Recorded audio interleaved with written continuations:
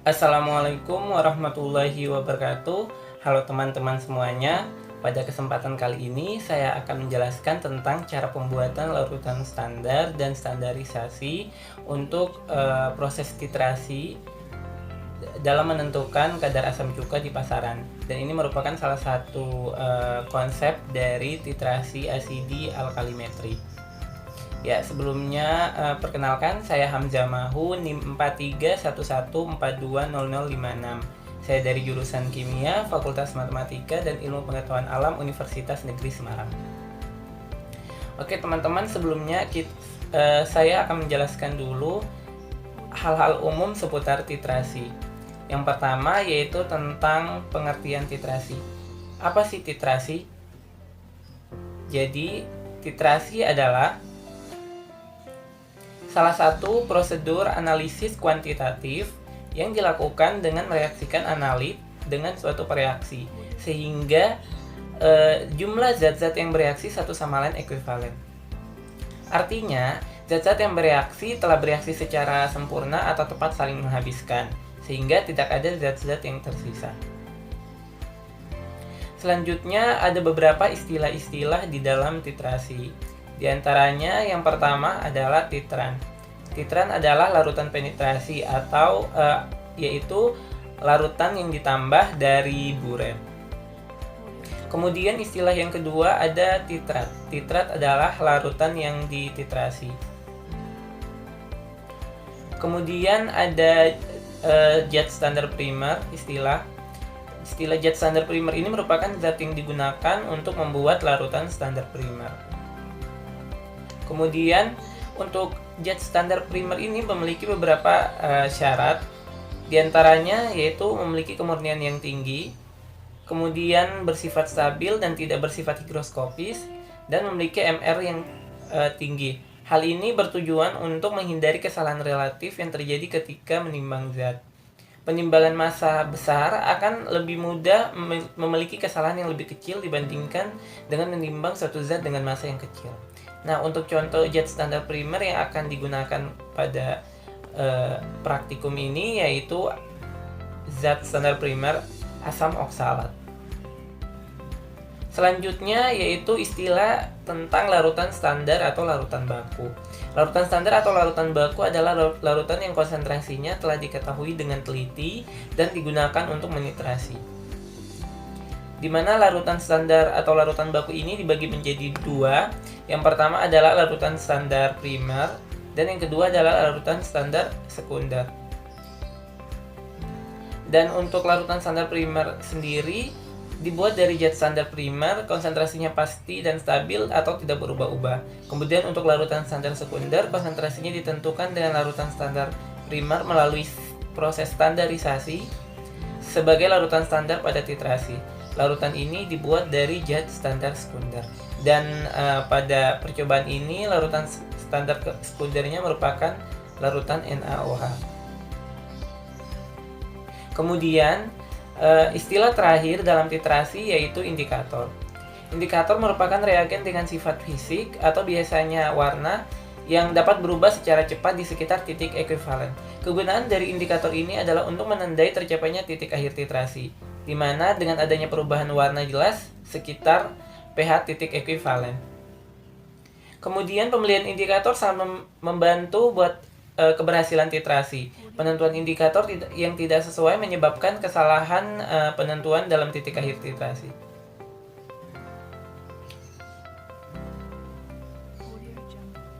Selanjutnya ada beberapa tips dalam memilih indikator yang tepat, yaitu memilih indikator yang nilai pKa-nya mendekati nilai pH pada titik ekuivalen, atau untuk pH yang indikator dari basa lemah, maka dapat dipilih indikator dengan nilai pKb-nya mendekati pH ekuivalen.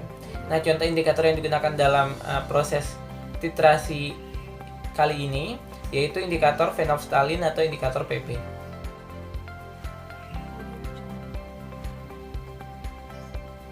Selanjutnya yaitu alat dan bahan.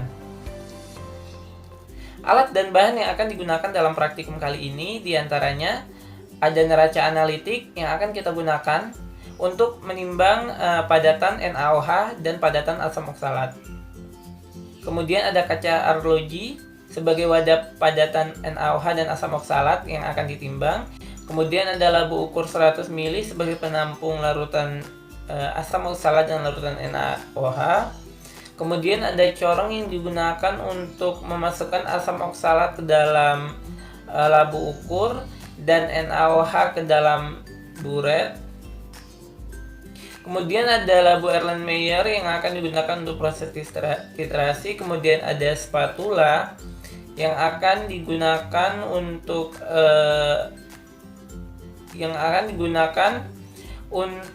melarutkan suatu zat baik itu asam oksalat maupun NaOH. Kemudian ada pipet volume 10 ml yang akan digunakan untuk memipet larutan dalam proses titrasi. Kemudian ada pipet tetes digunakan untuk meneteskan indikator PP dan akan digunakan juga sebelum pada saat pembuatan larutan NaOH ataupun pada pembuatan larutan asam oksalat, di mana menambah aqueous hingga mencapai tanda batas. Yang selanjutnya ada beker glass. Ini digunakan untuk wadah sampel yang akan kita gunakan dan wadah limbangan. Kemudian yang terakhir, untuk alat yang terakhir ada sepaket alat titrasi, statif, klem, dan buret yang akan digunakan untuk proses titrasi. Kemudian untuk bahan yang akan kita gunakan dalam percobaan ini adalah ada asam oksalat dengan nama senyawa H2C2O4 0,1 normal. Kemudian ada natrium hidroksida, ada indikator fenolftalin atau indikator PP, dan ada aqueous. Di sini aqueous yang digunakan adalah aqueous bebas karbon dioksida. Selanjutnya kita masuk ke prosedur kerja. Untuk prosedur kerja sendiri ada 3 tahap, di mana yang pertama yaitu pembuatan 100 ml larutan standar NaOH. Di mana untuk pembuatannya sendiri, langkah yang pertama adalah menghitung massa sampel NaOH yang kita butuhkan untuk membuat 100 ml larutan NaOH 0,1 normal dengan menggunakan persamaan normalitas. Di mana persamaannya yaitu normalitas sama dengan mol kali 1000 per volume dalam satuan mililiter dikali dengan valensi asam dikali dengan valensi basa NaOH-nya. Di mana di sini valensinya NaOH yaitu 1, sehingga berdasarkan hasil perhitungan didapatkan massa NaOH yang kita butuhkan sebesar 0,4 gram. Langkah yang kedua yaitu menimbang 0,4 gram padatan NaOH menggunakan neraca analitik, di mana wadah gelas arloji yang digunakan untuk menampung sampel ditimbang terlebih dahulu. Kemudian massa gelas arloji dihilangkan dengan menekan tombol R0 pada neraca analitik, sehingga massa yang akan terhitung hanya massa sampel NaOH. Dan perlu diperhatikan bahwa massa sampel yang terhitung sebisa mungkin harus sesuai dengan hasil perhitungan sebelumnya.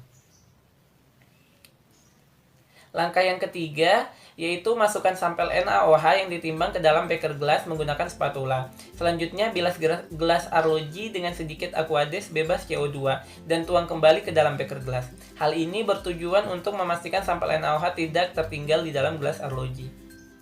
Melarutkan sampel NaOH di dalam beker gelas dengan aqueous bebas CO2 sekitar 50 ml menggunakan spatula. Pastikan bahwa sampel yang dilarutkan telah terlarut semua. Kemudian untuk langkah yang kelima dalam pembuatan larutan NaOH yaitu tuang hasil larutan sampel NaOH yang telah dibuat ke dalam labu ukur 100 ml.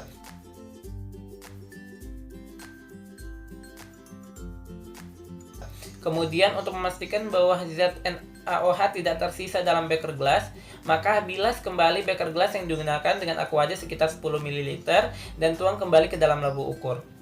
Selanjutnya tambahkan aqueous pada labu ukur 100 ml hingga mendekati tanda batas. Kemudian dengan hati-hati gunakan pipet tetes untuk menambahkan aqueous sampai tanda batas. karena kelebihan Aquades menyebabkan nilai konsentrasi larutan berubah atau bukan sesuai yang kita tentukan sebelumnya, yaitu bukan 0,1 normalitas lagi.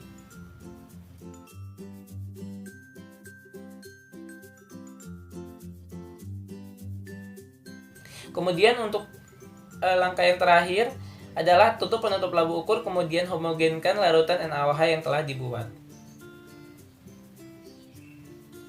Kemudian untuk prosedur kerja yang kedua tentang pembuatan 100 ml larutan asam oksalat 0,1 N.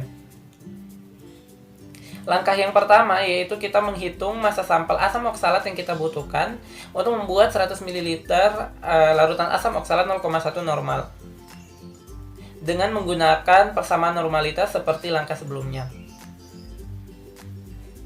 Di mana perlu diperhatikan bahwa untuk asam oksalat sendiri memiliki valensi asam yaitu 2 nilai valensi asamnya. Kemudian kita masukkan dalam proses perhitungan, dan dari hasil perhitungan didapat bahwa massa padatan asam oksalat yang kita butuhkan untuk membuat 100 ml larutan asam oksalat 0,1 normal sebesar 0,63 gram. Selanjutnya untuk percobaan berikutnya sama seperti percobaan dalam pembuatan larutan standar NaOH. Berikut adalah cuplikan videonya.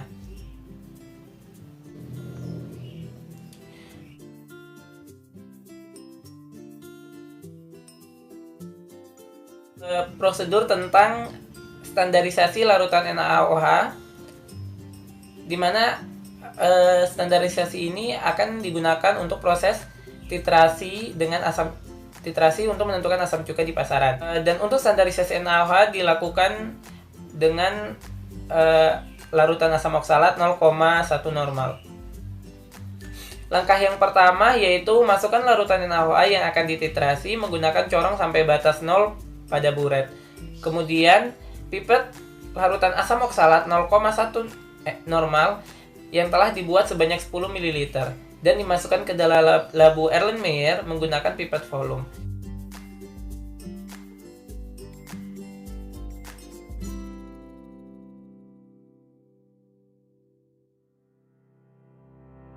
Kemudian tambahkan indikator phenolphthalein atau indikator PP sekitar 2-3 tetes ke dalam labu Erlenmeyer.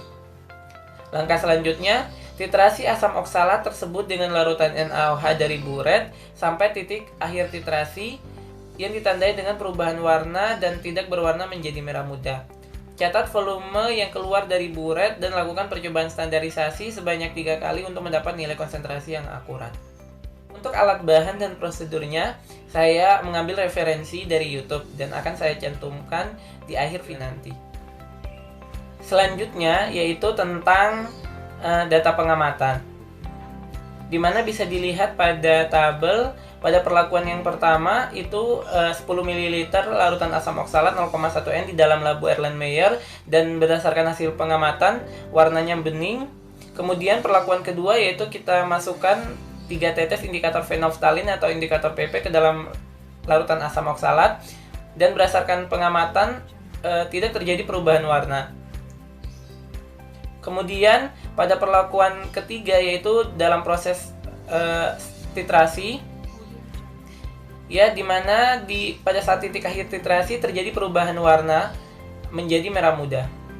Selanjutnya kita akan menganalisis data berdasarkan percobaan yang telah dilakukan untuk menentukan konsentrasi larutan standar NaOH yang akan digunakan dalam proses titrasi asida alkalimetri, yaitu menentukan asam cuka di pasaran. Bisa dilihat pada tabel bahwa dilakukan 3 kali percobaan, di mana pada percobaan pertama, percobaan kedua, dan percobaan ketiga volume larutan asam oksalat yang digunakan sebesar 10 ml. Dan kemudian untuk percobaan pertama berdasarkan pembacaan buret bahwa NaOH menetes mulai dari batas 0 sampai 10,20 ml, sehingga volume NaOH yang digunakan pada percobaan pertama sebesar 10,20 ml. Kemudian untuk pembacaan buret dalam percobaan yang kedua NaOH menetes dari batas 10,20 ml sampai 20,45 ml sehingga didapatkan volume NaOH yang digunakan sebesar 10,25 ml. Dan untuk percobaan ketiga, berdasarkan pembacaan buret dari batas 20,45 sampai 30,37 sehingga volume NaOH yang digunakan untuk percobaan ketiga sebesar 10,28 ml. Dari ketiga hasil volume NaOH yang didapatkan, maka kita rata-ratakan dan menghasilkan volume rata-rata NaOH sebesar 10,24 ml. Kemudian kita tentukan nilai konsentrasi larutan standar NaOH dengan menggunakan prinsip milimol ekuivalen titrat sama dengan milimol ekuivalen titran, di mana titrat di sini adalah asam oksalat dan titrannya adalah NaOH. Sehingga dari prinsip tersebut kita dapatkan bahwa konsentrasi NaOH setelah distandarisasi sebesar 0,098 normal. Selanjutnya yaitu pembahasan dari proses pembuatan larutan standar dan standarisasi. Pada percobaan kali ini, analisis kuantitatif yang kita gunakan ini adalah untuk menstandarisasi larutan standar NaOH yang akan digunakan dalam proses titrasi untuk menentukan kadar asam cuka yang ada di pasaran. Larutan NaOH termasuk larutan standar sekunder karena bersifat higroskopis, yaitu larutan yang mudah menyerap uap air dari udara dan mengabsorpsi CO2 dari udara yang akan membentuk garam natrium karbonat atau Na2CO3. Garam karbonat akan menambah konsentrasi. Hal ini menyebabkan konsentrasi larutan tidak sesuai. Apabila larutan standar NaOH akan digunakan dalam proses titrasi asidi alkalimetri, maka perlu distandarisasi menggunakan larutan standar primer. Larutan standar primer yang digunakan adalah larutan asam oksalat atau H2C2O4. Karena larutan asam oksalat bersifat stabil dalam suhu ruang, tidak bersifat higroskopis, ditemukan dalam keadaan murni dan memiliki nilai massa relatif yang besar, yaitu 126 gram per mol. Kemudian berdasarkan percobaan, massa yang dibutuhkan untuk membuat 100 ml larutan standar NaOH 0,1 normal sebesar 0,4 gram. Pada saat proses pembuatan larutan NaOH digunakan Aquades bebas CO2. Hal ini karena adanya gas CO2 dalam air menyebabkan NaOH bereaksi dengan gas tersebut, sehingga akan membentuk natrium karbonat. Apabila larutan NaOH dititrasi dengan asam, maka garam tersebut akan turut bereaksi, sehingga akan mengganggu dalam penetapan kadar. Berikut persamaan reaksi yang terjadi jika larutan NaOH bereaksi dengan gas karbon dioksida dalam air, di mana bisa kita lihat bahwa NaOH yang bereaksi dengan karbon dioksida akan membentuk garam karbonat. Kemudian garam karbonat ini jika kita reaksikan ikut bereaksi dalam penentuan kadar asam, maka akan membentuk asam yang baru yaitu asam karbonat, sehingga dari sini akan mempengaruhi dalam proses penetapan kadar. Kemudian pada saat proses pembuatan larutan NaOH, gelas arloji yang digunakan sebagai wadah penimbangan dibilas dengan Aquades. Hal ini bertujuan untuk memastikan bahwa padatan NaOH yang ada tidak tertinggal.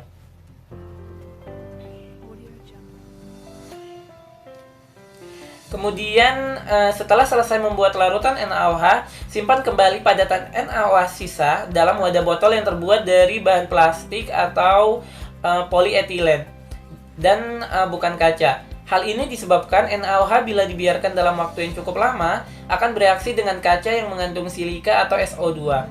Sehingga dari proses reaksi tersebut akan membentuk silika padat yang akan menyebabkan botol menjadi sulit dibuka. Berdasarkan percobaan dibutuhkan 0,63 gram zat asam oksalat atau H2C2O4 untuk membuat 100 ml larutan asam oksalat 0,1 normal. Alasan digunakan larutan asam oksalat karena bereaksi cepat dengan larutan NaOH yang mana merupakan salah satu syarat titrasi. Setelah proses pembuatan larutan asam oksalat dilanjutkan dengan proses standarisasi larutan NaOH 0,1N sebagai larutan standar untuk proses titrasi dalam menentukan asam cuka di pasaran. Kemudian proses standarisasi diawali dengan memasukkan larutan NaOH ke dalam buret sampai batas 0. Selanjutnya dimasukkan 10 ml larutan asam oksalat ke dalam Erlenmeyer dan ditambahkan indikator phenolphthalein atau indikator PP sebesar 2-3 tetes. Tujuan penambahan indikator PP ini adalah sebagai penanda tercapainya titik akhir titrasi. Prinsip titik akhir titrasi ini adalah titik saat larutan asam oksalat yang ditetesi larutan NaOH menyebabkan konsentrasi ion H+ dari larutan asam oksalat berkurang, sehingga pH asam oksalat naik sampai keadaan netral atau sebagai petunjuk bahwa jumlah asam telah ternetralisasi oleh basa yang dititrasikan. Kemudian pada titik akhir titrasi ditandai dengan berubahnya warna larutan setelah penambahan indikator phenolphthalein atau indikator PP dari tak berwarna menjadi merah muda. Perlu diperhatikan teman-teman bahwa warna asam dan warna basa tidak selalu menunjukkan pH itu kurang dari 7 atau pH lebih dari 7. Jadi untuk indikator yaitu warna asam berarti pH lebih rendah dari trayek indikator, sedangkan warna basa berarti pH lebih besar dari trayek indikator. Kemudian untuk indikator phenolphthalein atau indikator PP ini memiliki pH transisi atau kita sebut dengan trayek pH itu berkisar antara 8 sampai 9,6. Artinya jika pH di bawah 8, indikator phenolphthalein tak berwarna dan pH di atas 9,6 akan berwarna merah. Selain itu, indikator phenolphthalein juga dapat ikut bereaksi dengan titran ataupun titrat jika ditambah secara berlebih.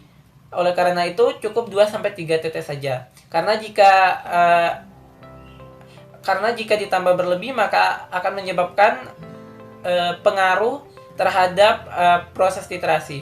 Kemudian jika telah menandakan perubahan warna, yaitu dari yang tidak berwarna menjadi merah muda, maka proses titrasi harus dihentikan.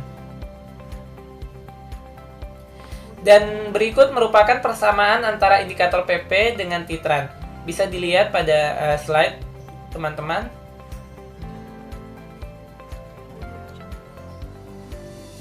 Dan berdasarkan percobaan, reaksi yang terjadi antara larutan standar NaOH dengan larutan asam oksalat sebagai berikut.